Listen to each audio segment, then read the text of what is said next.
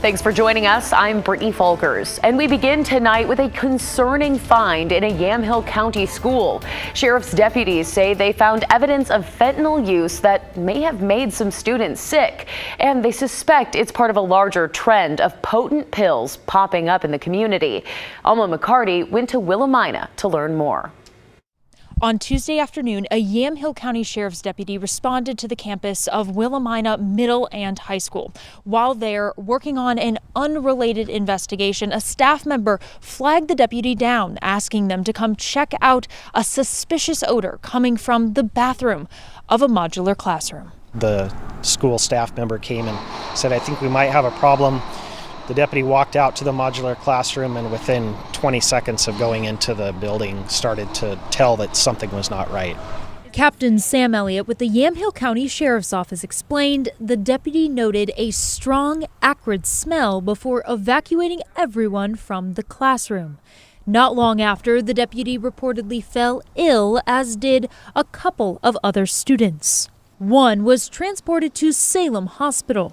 The responding deputy also received treatment in the emergency department, according to the sheriff's office. Grand Ronde Tribal Police collected evidence on scene. There were a couple of small pieces of aluminum foil that had burned residue on them that is consistent with how we see individuals smoking pills. And the vast majority of the pills that are encountered out there today do contain fentanyl. Elliott said within the last 4 days, deputies investigated fentanyl overdoses nearby involving adults in Willamina and in Sheridan. One of those overdoses was fatal. We've seen a strong transition away from historically what was primarily methamphetamine and heroin usage in the drug community here in Yamhill County to where I would say it's almost daily we're dealing with calls involving individuals that are either under the influence or admit that they're smoking pills or using fentanyl or having overdoses. It's still not clear if fumes from burning fentanyl are what made the deputy and students sick.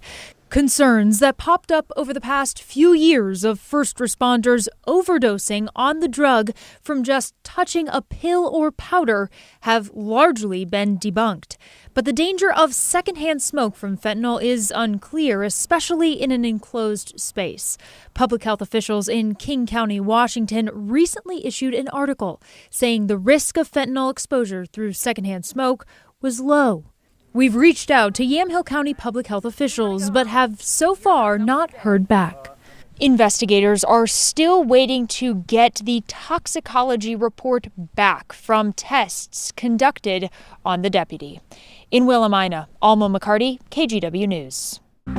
Let's get you caught up now on tonight's other headlines. A second dead whale has washed up on the Oregon coast. According to the Seaside Aquarium, a baby gray whale was discovered only 100 yards away from the sperm whale that washed up at Fort Stevens State Park over the weekend.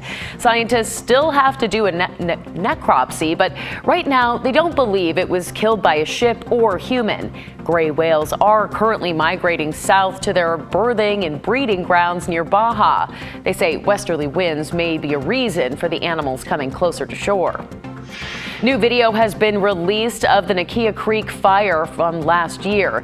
This is video taken on October 9th at the start of that fire on a ridge near Larch Mountain. 3 months later, investigators are still looking for 2 men and 2 women connected with the white or light-colored Subaru vehicle believed to be at the scene at the time. That fire burned over 1,900 acres. Anyone with information should contact the Clark County Fire Marshal's office. And one person has minor injuries following a shooting this morning in Northwest Portland. It happened on Northwest 3rd by Burnside after 6 a.m. outside Union Gospel Mission. Police say the victim was shot in the arm, and officers did not find a suspect.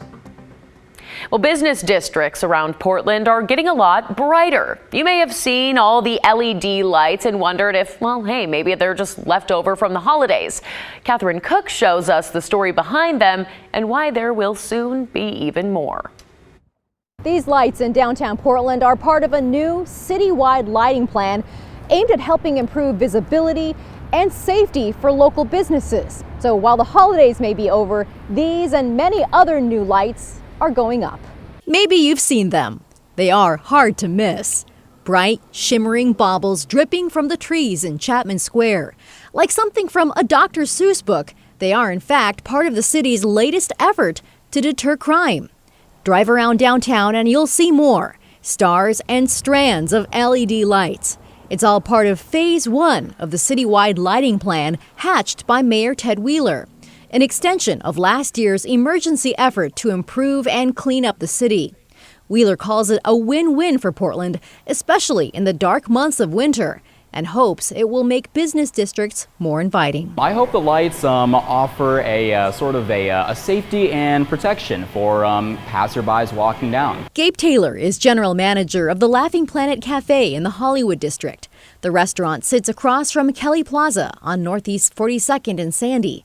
These lights are part of the same effort. We are, of course, in the city. You never know when something could happen, and you definitely want to be able to see what's going on out there. And it really was a dark patch out before. According to the city's plan, lights will eventually adorn 71 trees along Northeast Sandy. And further east on Southeast 82nd, the J District is part of Phase 2 of the city's lighting plan. Installation is now in progress and will eventually illuminate 142 trees in this neighborhood.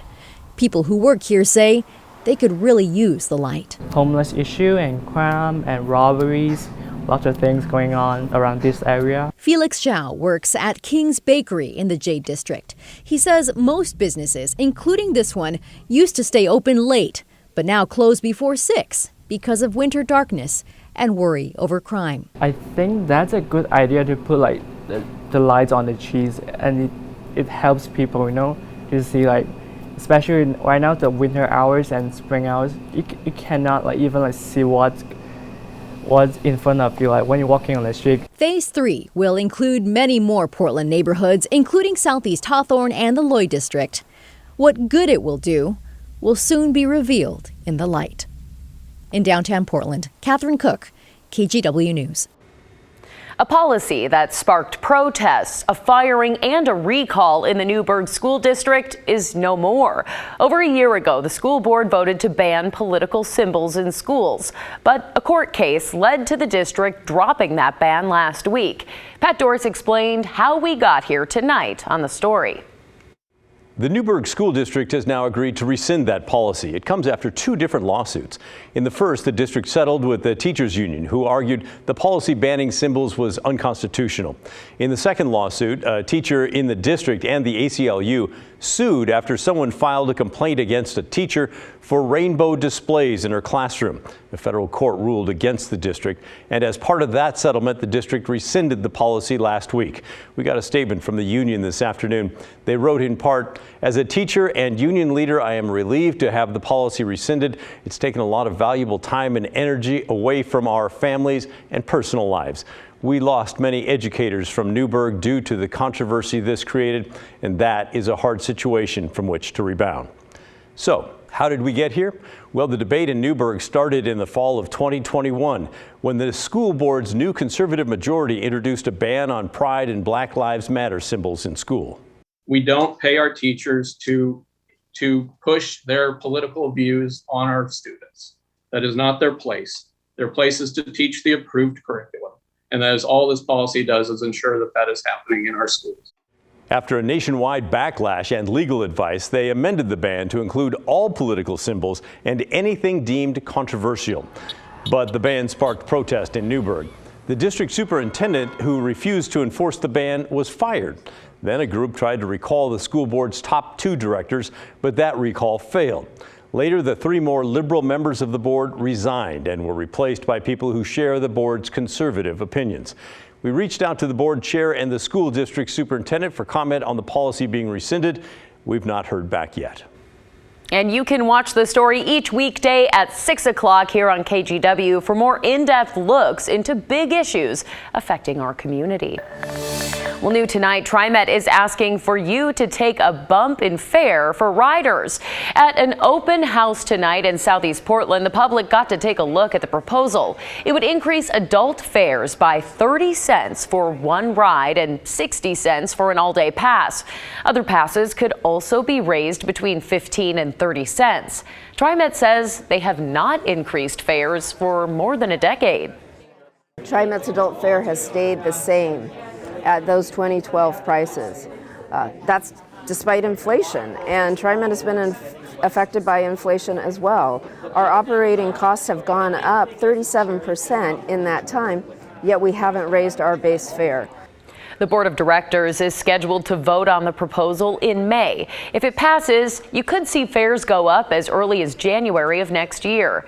Now, there are several more open houses planned. You can check out trimet.org for the full schedule.